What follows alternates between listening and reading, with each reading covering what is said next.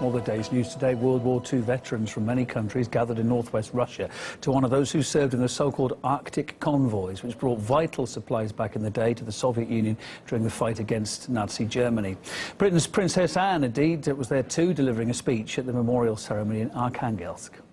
On behalf of Her Majesty the Queen, I would like to say we are very grateful. Спасибо. Thousands of sailors back then braved freezing temperatures and a constant threat of attacks to deliver provisions, ammunition and fighter planes.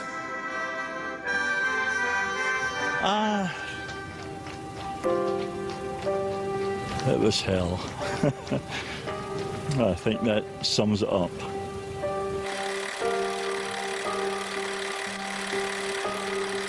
Cold, wet.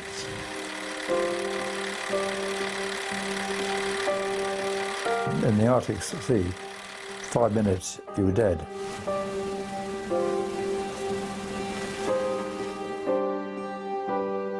That was my aircraft. I always had the letter O all through my service, so our dispersal routes were dugouts because the airfield was being bombed all the time, so everything was dug out.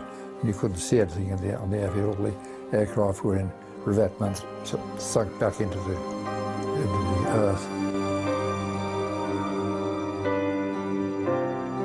When the weather was okay for flying, there used to be about 50 bombers coming for us. Instances when we were glad of bad weather. They were hanging in the water, but they got lots of use to their arms and legs. Cold, it's so cold.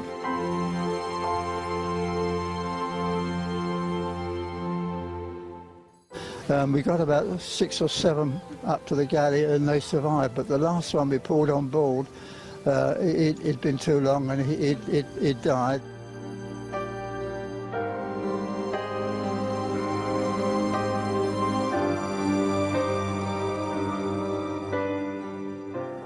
A military parade took place earlier this afternoon in Arkhangelsk in tribute to the servicemen who sacrificed their lives during those treacherous journeys. A correspondent was there too.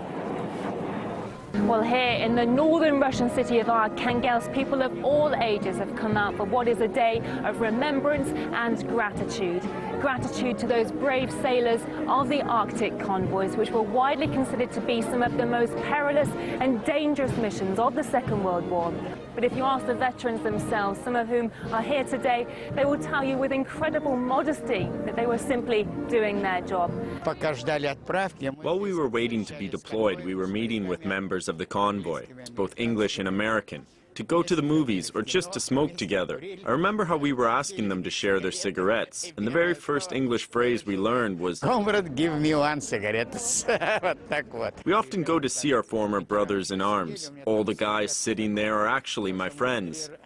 The main thing was defending the port of Murmansk and escorting the Russian bombers to do their job, and then handing over our Hurricanes to the comrades who taught their people how to fly them.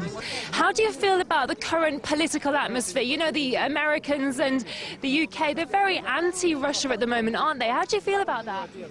I don't know who's anti-Russian, I'm not, and if we keep friendship at this level, with the operative level, with our friends, then hopefully we can influence the politicians. Well, out of the 78 convoys that made that perilous trip across the Atlantic and Arctic Oceans, some 100 ships were lost and 3,000 sailors lost their lives. And here today we mark an incredible 75 years since the arrival of that first convoy on the shores of Arkhangelsk.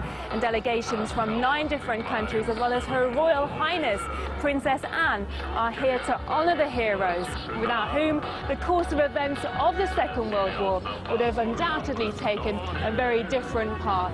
This is Nikki Aaron for RT Arkhangelsk.